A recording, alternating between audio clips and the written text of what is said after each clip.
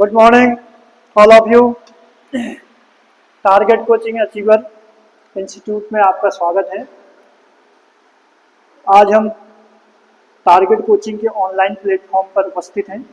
बच्चों, नीट 2026 के लिए बायोलॉजी की क्लास में डॉक्टर सुरेश जोशी आपको यहाँ पर बताऊंगा।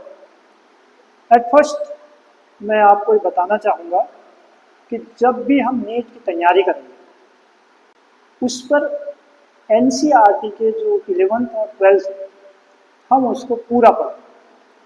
जब भी आपको नीट के लिए पढ़ाई करनी है, नीट का पेपर देना है, एमबीबीएस में जाना है, तो आपको 11th और 12th की जो आपकी एनसीईआरटी है उस एनसीईआरटी को कंप्लीट करना है। यूँ मान लो कि एक एक वर्ड का मीनिंग और एक एक वर्ड को पीछे और आगे के वर्ड के साथ आपने उनको कनेक्ट करना है। ठीक है, मयंक जी स्वागत है आपका, हमारे साथ जुड़े हैं, वेलकम। अब एट फर्स्ट आज हमारी डेमो क्लास है, इस पर हम सेल का यहाँ पर डिस्कशन करेंगे। सबसे पहले जब मैं आप लोगों को बताऊंगा यहाँ पर कि सेल यानी कोशिका, स्पेसिफिक जो हमारा नीट का ऑनलाइन प्लेटफॉर्म है वो उन बच्चों के लिए है जो हिंदी में भी पढ़ना चाहते हैं। इंग्लिश में तो पढ़ते हैं, ये तो आजकल कॉन्वेंट स्कूल के बच्चे हैं, लेकिन कुछ ऐसे भी बच्चे हैं जो हिंदी प्रेफरेंस करते हैं, हिंदी से पढ़ना चाहते हैं। तो आप लोगों के लिए बाइलिंगुअल लाऊंगा, हिंदी भी लाऊंगा और इंग्लिश भी लाऊंगा। विशेषकर आप लोग हिंदी से पढ़ने वाले, उनसे मैं ये कहूँगा कि आप लोग इंग्लिश के जो टर्मिनोलॉजी है हमारी साइंस की, बायो की, उसको आप देखते रहेंगे। और जब भी आपकी ये ऑनलाइन क्लास यहाँ से स्टार्ट हो जाएगी, इसका समय रहेगा आपका 5:30 से 6:30 सायकाल। ठीक है, तो आप अपनी एनसीईआरटी को खोल लीजिए, नोटबुक खोल लीजिए। इतना मैटर आपको यहाँ पर मिलेगा, इस तरह से एनसीईआरटी के फ्लो चार्ट यहाँ पर आपको मिलेंगे कि आपको बाकी कोई एनसीईआरटी फिर पढ़ने की जरूरत नहीं पड़ेगी। ठीक है, उस एनसीईआरटी में से जितना भी मटेरियल आपके पास, एक एक वर्ड, एक एक सेंटेंस और पूरा का पूरा जो कोर्स है वो कंप्लीट करा दिया जाएगा। So at first we will discuss about cell, यानी कि हम कोशिका का अध्ययन करेंगे। सबसे पहले तो कोशिका की जब हम बात करेंगे तो कोशिका को हम बोलते हैं यूनिट ऑफ सेल। ठीक है, कोशिका हमारी है यूनिट ऑफ लाइफ। ओके, आप लोग जानते हैं बहुत अच्छे से, structural and functional unit of life is called cell. यानी कि कोशिका जो हमारी है वो किसी भी लिविंग ऑर्गेनिज्म की फंक्शनल और स्ट्रक्चरल यूनिट है। यानी फंक्शनल और स्ट्रक्चरल उसके क्रियात्मक और संरचनात्मक इकाई है। कोशिका क्या है? किसी भी ऑर्गेनिज्म की, किसी भी लिविंग ऑर्गेनिज्म की फंक्शनल, संरचनात्मक या क्रियात्मक इकाई है। ठीक है, अब हम अगर आपकी एनसीईआरटी की ओर जाते हैं तो वहां पर लीवन हुक का नाम दिया है, ए.वी. लीवन हुक।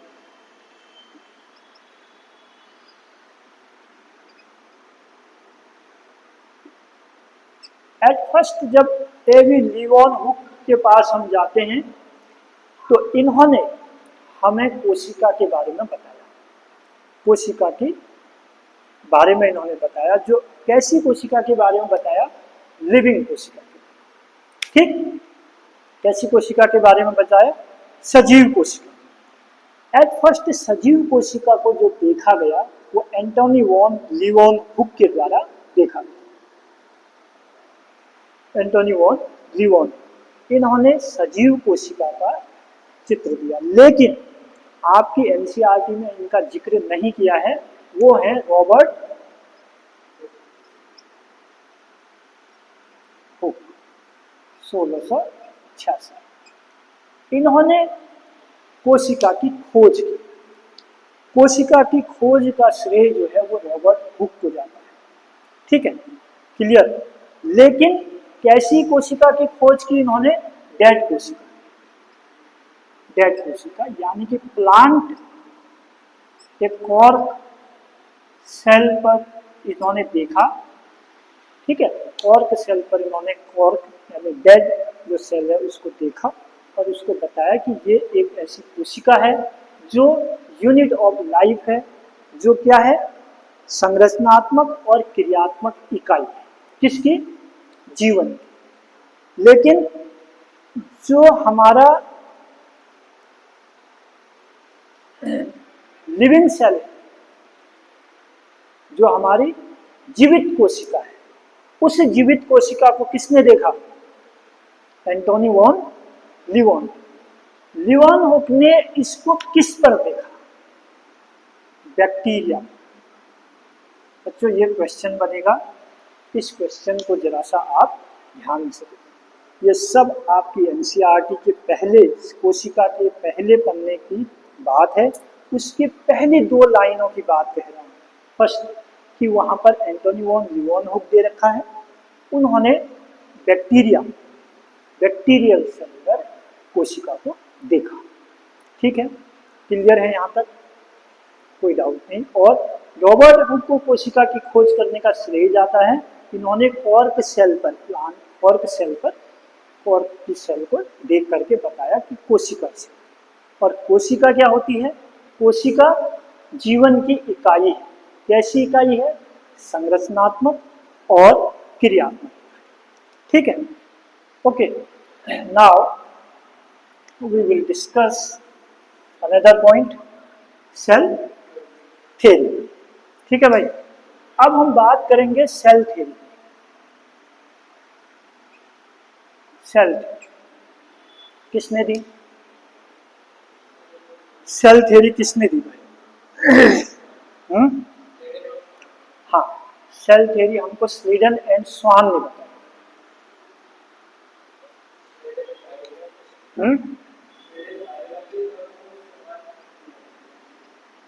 स्लीडन एंड स्वान। जो स्लीडन है ये बॉटनिस्ट है, और जो स्वान है, जो स्वान है वो जूलॉजिस्ट है।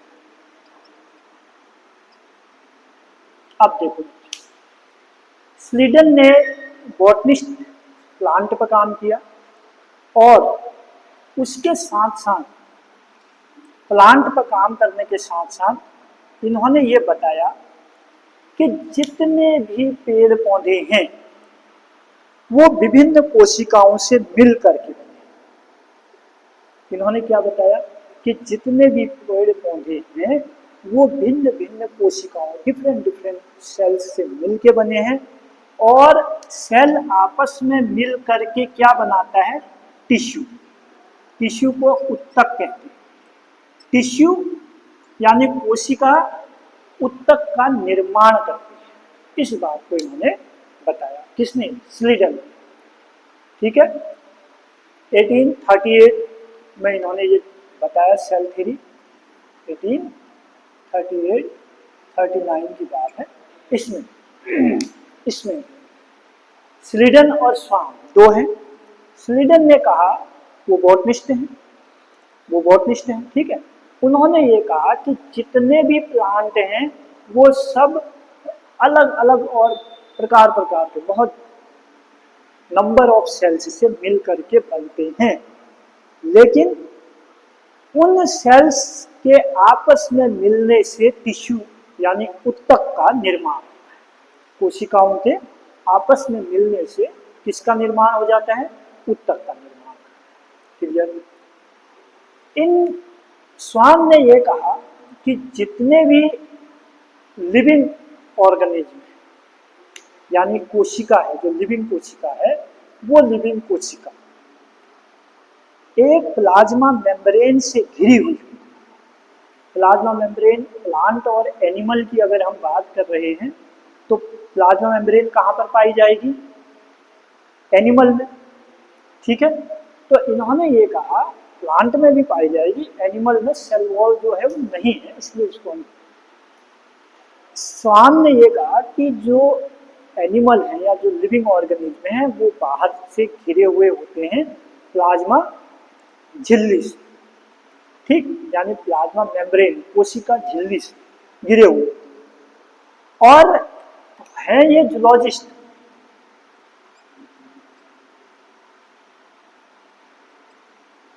प्लाज्मा मेम्ब्रेन, और इन्होंने दूसरी बात की सेल वॉल की, कोशिका भित्ति और कोशिका झिल्ली दोनों की बात कही।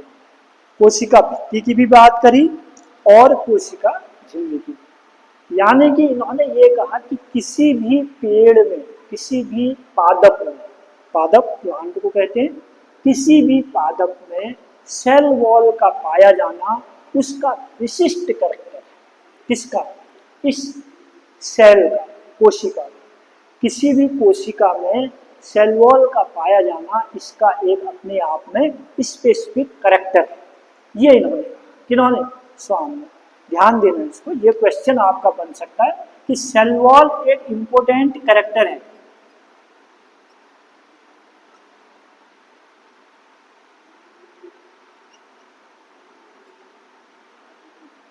पादपों का एक विशिष्ट कैरेक्टरिस्टिक्स है, एक इंपॉर्टेंट लक्षण है ये स्वान, ठीक है। तो आप पर ये चीजें पूछी जा सकती हैं कि सेल थ्योरी किसने दी और क्या दी, लेकिन स्लीडन एंड स्वान ने ये नहीं बताया, देखो ध्यान देना ये एक्सेप्शनल केस है, ये नहीं बताया कि कोशिका का निर्माण कैसे, कोशिका का ओरिजिन कैसे, उसको डिफाइन नहीं कर सके। जब इसको डिफाइन इन्होंने नहीं किया तो इसके लिए फिर कौन आए भाई? कौन आए? Rudolf verso. इनके लिए 1815 में रुडोल्फ वर्सो ने 1815 में एक थ्योरी दी, उन्होंने बताया, ठीक है। रुडोल्फ, चलो मैं इसे दिख नहीं रहा है, इससे लिखते हैं।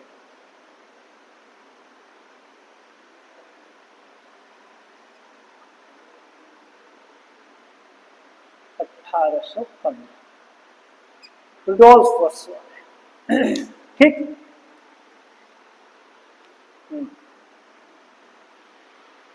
रुडोल्फ वर्सो ने भी बताया, इन्होंने एक पॉइंट दिया, एक सूत्र दिया, ठीक है, एक मंत्र जैसा दिया। उस मंत्र को कहते हैं ओमनिस सेलुला ई सेलुला। क्या कहा उसको इन्होंने? ओमनिस,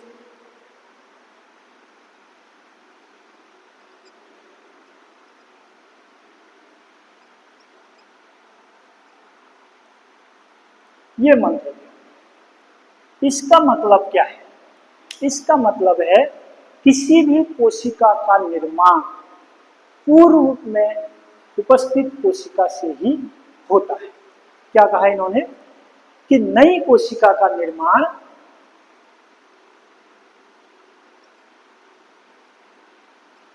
नई कोशिका का निर्माण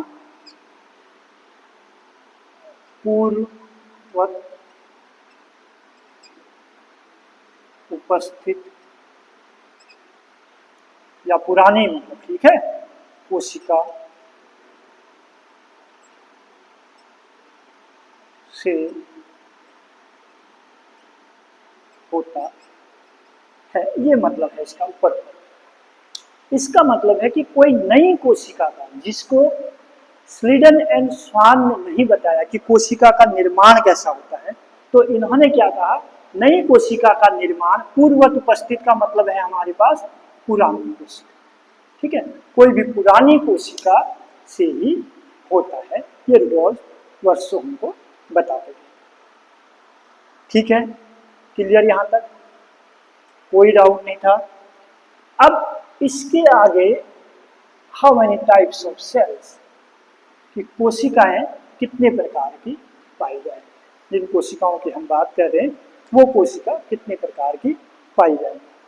कोशिकाएं दो प्रकार की, अगर हम टाइप पर जाते हैं टाइप्स, तो एक प्रोकैरियोटिक कोशिका, दूसरी यूकैरियोटिक। एट फर्स्ट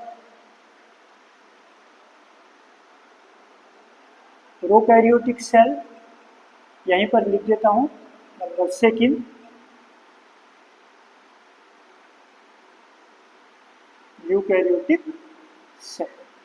अब देखो बच्चों, हम थोड़ा सा जानना चाहते हैं, हम इसके बारे में तब पढ़ेंगे जब हम इनके एग्जाम्पल को जानते हैं। क्लियर है? जब हम इनके एग्जाम्पल के बारे में जानते हो तभी हम ये बता पाएंगे कि प्रोकैरियोटिक सेल कौन सी है और यूकैरियोटिक सेल कौन सी। देखो, अगर आप हमारी प्रीवियस क्लास को देखेंगे तो वहां हमने क्लासिफिकेशन पढ़ लिया, क्लासिफिकेशन पढ़ लिया है। हो सकता है कि अभी हम जब रिपीटेड रिवीजन पर आएंगे तो वहां भी जाएंगे। अब एट फर्स्ट जब हम इसके एग्जाम्पल की ओर जाएंगे तो वहां पर हम बात करेंगे किंगडम की, कि कौन कौन से ऐसे किंगडम क्लासिफिकेशन में हमने कैरोलस लीनियस से लेकर के पूरा का पूरा 5 किंगडम क्लासिफिकेशन देखा जो विटेकर ने दिया था। 5 किंगडम क्लासिफिकेशन विटेकर तक। तो विटेकर तक के क्लासिफिकेशन पर जब हम प्रोकैरियोटिक सेल पर देखते हैं तो इसका एग्जाम्पल है किंगडम मोनेरा। किंगडम मोनेरा के अंदर जितने भी जो भी एनिमल्स रखे गए थे, जो प्लांट, जो भी हमने ऑर्गेनिज्म रखे थे, वो सब आएंगे। क्या क्या रखे थे भाई मोनेरा के अंदर? पहला आर्कियोबैक्टीरिया, और दूसरा बैक्टीरिया, यू बैक्टीरिया।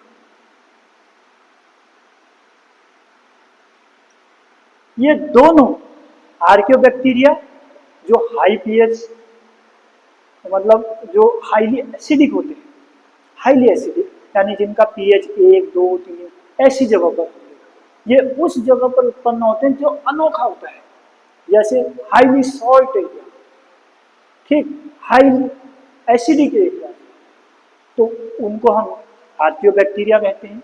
बाकी नॉर्मल बैक्टीरिया यू बैक्टीरिया के अंदर रख दिए गए थे, ठीक। उसके बाद पहला ये, दूसरा VGA blue green algae,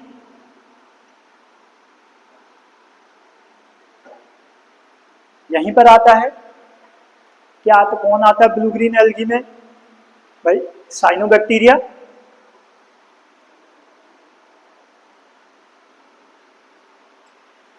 prokaryotic type के सेल्स एग्जाम्पल है। थर्ड माइकोप्लाज्मा,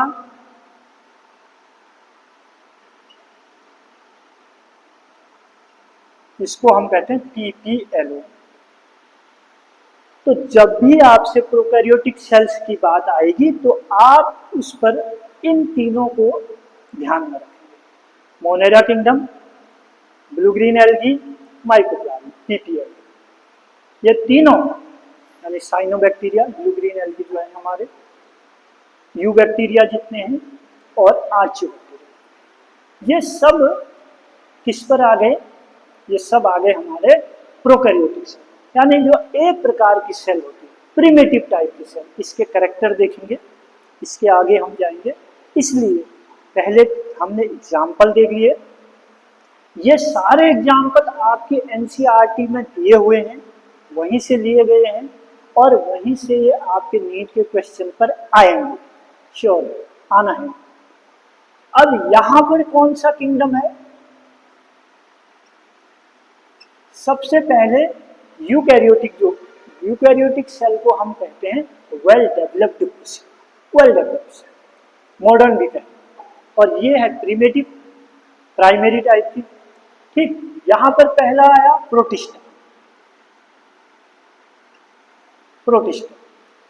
अब ध्यान ये देना है, इसी प्रोटिस्टा के अंदर, इस प्रोटिस्टा किंगडम के अंदर ही हमने प्रोटोजोवन को भी लिया है।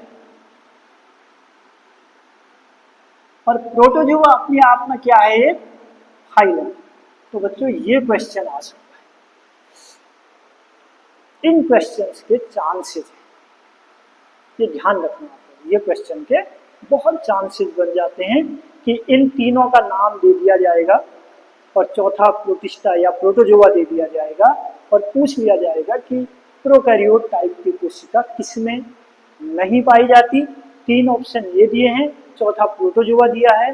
क्योंकि प्रोटोजोवन क्या है, यूनिसेलुलर एनिमल्स हैं और सॉरी यूनिसेलुलर एनिमल्स के साथ साथ कैसे पैरासाइट्स भी, कुछ पैरासाइट्स हैं और यूग्लिनोइड भी यही है, यूग्लिना भी यहाँ है प्रोटिस्टा में, ठीक है।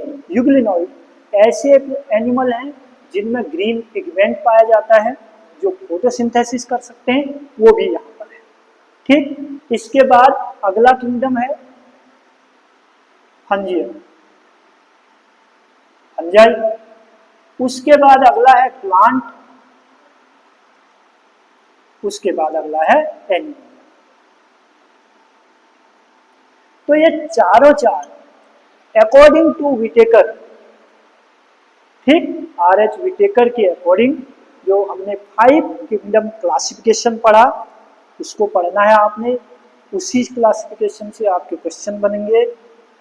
उस 5 किंगडम क्लासिफिकेशन पर जो पहला किंगडम है, उस किंगडम को हमने, वो किंगडम कहाँ पर आया, प्रोकैरियोटिक सेल कैसी कोशिकाएं पाई जाती हैं, प्रोकैरियोट टाइप से। और जो 4 किंगडम अलग हैं, एनिमिलिया, प्लांटिया, फंजिया, प्रोटिस्टा, ये चारों चार के पास ऐसी कोशिका पाई जाती है जिसको यूकैरियोटिक कोशिका, यूकैरियोटिक कोशिका को वेल डेवलप्ड कोशिका कहते हैं, वो अपने आप में वेल डेवलप्ड है। और प्रोकैरियोटिक जो कोशिका है वो अपने आप में डेवलप्ड, उसको हम वेल डेवलप्ड नहीं मानते। क्लियर, ठीक। फंजाई, फंजाई एक किंगडम बनाया विटेकर ने 5 किंगडम क्लासिफिकेशन में। कभी कभी ये क्वेश्चन बनता है, केवल रिवाइज करने के लिए यहाँ पर बता देता हूँ। हमने क्लासिफिकेशन चूंकि पढ़ लिया है, आप प्रीवियस जो हमारी क्लास है उनको देखिए, ठीक है, उन पर आपको मिल जाएगा। फंजाई का जब प्लांट से उनको अलग किया गया, वो इसलिए किया गया क्योंकि वो सेप्रोफिटिक है। सेप्रोफिटिक का मतलब ये है उन पर पिगमेंट जो क्लोरोफिल होता है वो नहीं पाया। जहां क्लोरोफिल नहीं पाया गया वहां पर जो भी ऑर्गेनिज्म है, जो भी लिविंग ऑर्गेनिज्म है, वो सड़े गले पदार्थों से अपना भोजन लेते हैं, ठीक है। तो जितने भी फंगस हैं, जितने भी फंजाई हैं, वो सेप्रोफाइट हैं। उनको डाइजेशन के बेस पर, यानी कि वो कैसे हैं, ऑटोट्रॉप्स नहीं, वो हेटरोट्रॉप्स, ठीक। तो डाइजेशन के बेस पर 5 किंगडम क्लासिफिकेशन दिया विटेकर ने। इसी 5 किंगडम क्लासिफिकेशन के पांचों किंगडम को हमने प्रोकैरियोट और यूकैरियोट पर, दोनों पर अलग अलग बांट दिया। नाउ यहां तक एनी क्वेश्चन, कोई क्वेश्चन है तो बताओ। तो ये माइकोप्लाज्मा, पीपीएल हो गया, ब्लू ग्रीन एल्गी हो गया, यू बैक्टीरिया हो गया, आर्कियो बैक्टीरिया हो गया, चारों चार की अभी बात आएगी तो ये सारे हमारे कैसे हैं, प्रोकैरियोटिक टाइप के सेल्स, ठीक। नाउ अब देखो, अब हम इस प्रोकैरियोट की थोड़ी सी बात कर लेते हैं। क्या है ये प्रोकैरियोटिक्स, देखो थोड़ा सा एक बार इसका प्रोकैरियोटिक सेल्स को हम देखते हैं।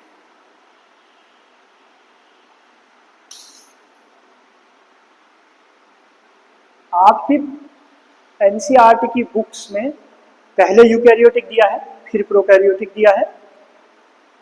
अब प्रोकैरियोटिक सेल प्रिमिटिव टाइप की सेल है, ठीक, प्रिमिटिव।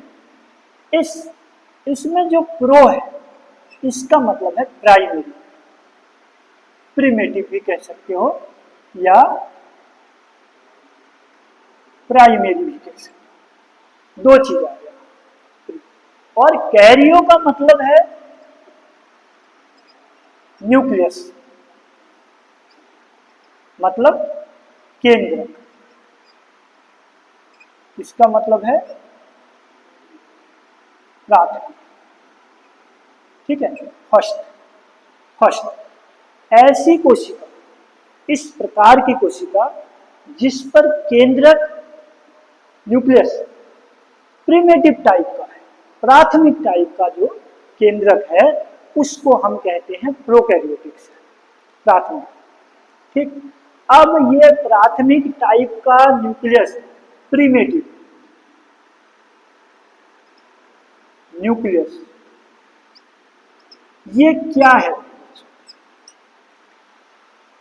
आप लोगों ने पढ़ा है, क्लास 9th में पढ़ लिया, 10th में पढ़ लिया, न्यूक्लियस के अंदर एक न्यूक्लियोलस होता है, न्यूक्लियस के अंदर एक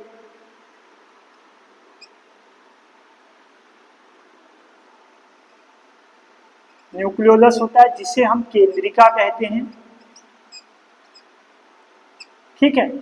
और दूसरी बात है, न्यूक्लियस में एक न्यूक्लियस मेम्ब्रेन होता है।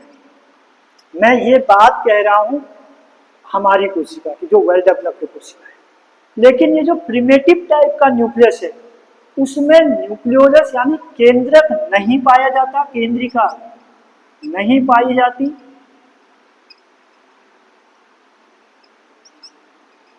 यानी न्यूक्लियोलस को हम कह देंगे अपसिल, और न्यूक्लियस मेम्ब्रेन भी नहीं पाई जाती, ये भी हो गया अपसिल,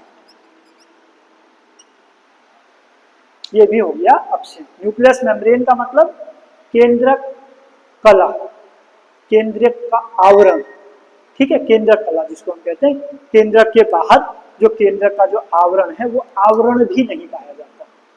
जहां पर जिस न्यूक्लियस के पास न तो केंद्रिका है, ठीक, न तो न्यूक्लियोलस है और न ही न्यूक्लियस मेम्ब्रेन है, यानी न्यूक्लियस मेम्ब्रेन नहीं है, तो उसके अंदर जो क्रोमेटिन मटेरियल है, जो न्यूक्लियस का जो क्रोमेटिन मटेरियल है जो डिवीजन करा रहा है, यानी जो डीएनए आरएनए पार्ट्स है, वो पार्ट्स विदाउट किसी चीज से घिरे हुए है, वो क्या है, ओपन है। जहां ऐसा है वहां पर हम उसको कहते हैं प्रोकैरियोटिक सेल, ठीक। इस प्रोकैरियोटिक सेल का अगर हम फिगर देखते हैं तो एक सामान्य सा फिगर देखो, ये एक फिगर आता है इसका,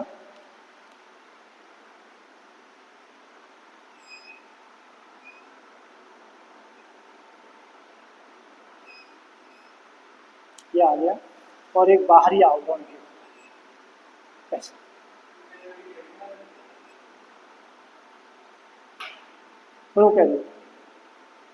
प्रोकैरियोटिक हेडिंग है, प्रोकैरियोटिक, ठीक।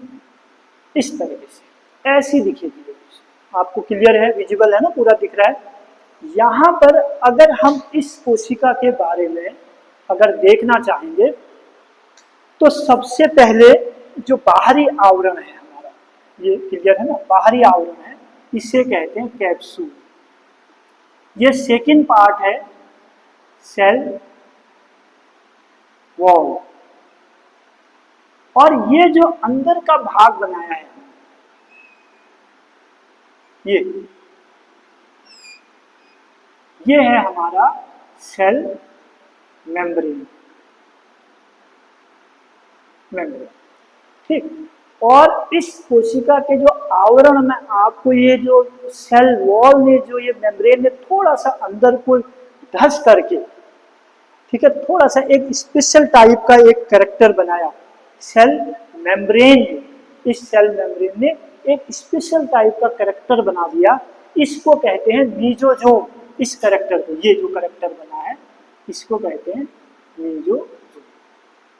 ये आपके एनसीईआरटी में दिया हुआ है मीजोजोम। इसका आगे का थोड़ा बता देता हूँ। मीजोजोम आगे डेवलप्ड होकर के माइटोकॉन्ड्रिया का काम करता है, माइटोकॉन्ड्रिया बनता है। यहाँ पर जो काम माइटोकॉन्ड्रिया का आज की सेल में है, यूकैरियोटिक सेल में, वो काम ये मीजोजोम कर रहा है, जिसका निर्माण किसने किया है, इस सेल मेम्ब्रेन से बना हुआ है। तो ध्यान देना, ये क्वेश्चन आपका बनेगा, सेल मेम्ब्रेन से कि सेल मेम्ब्रेन एक, ठीक है, एक स्पेसिफिक टाइप की बनावट बनाता है, उस बनावट को हम मीजोजोम कहते हैं। ये मीजोजोम इसको क्या कह रहे हैं हम, मीजोजोम,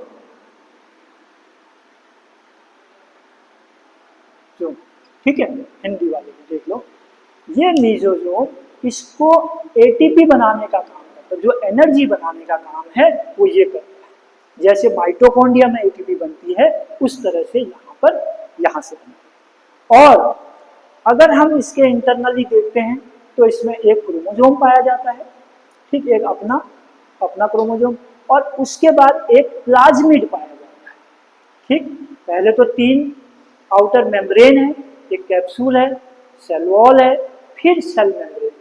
इस सेल मेम्ब्रेन के थोड़ा सा मैट्रिक्स की ओर धस जाने से ये अंदर का पार्ट, जब हम किसी सेल को देखते हैं तो उस सेल पर हम कहते हैं कि एक मेम्ब्रेन पार्ट है, दूसरा उसका साइटोप्लाज्म।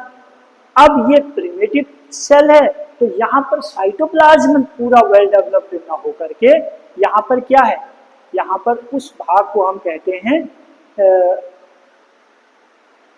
मैट्रिक्स, ठीक।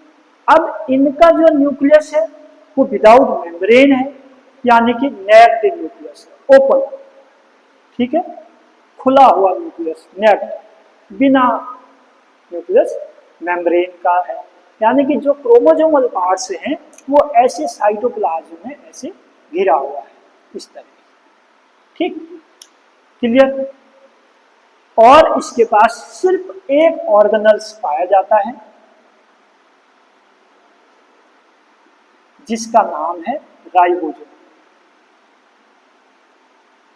वो भी 70S टाइप। एक ऑर्गेनल्स पाया जाता है, जैसे साइटोप्लाज्म में क्या पाए जाते हैं, सेल ऑर्गेनल्स, और बाकी बाहर क्या है हमारे पास, बाकी क्या है भाई, ये मेम्ब्रेन है, ठीक है। तो 3 मेम्ब्रेन है, कैप्सूल है, सेल वॉल है और सेल मेम्ब्रेन है। अंदर एक क्रोमेटिन मटेरियल है, क्रोमेटिन मटेरियल के साथ साथ इसका एक अलग अपना डबल स्टैंडर्ड एक क्या होता है यहाँ पर, प्लाज्मिड,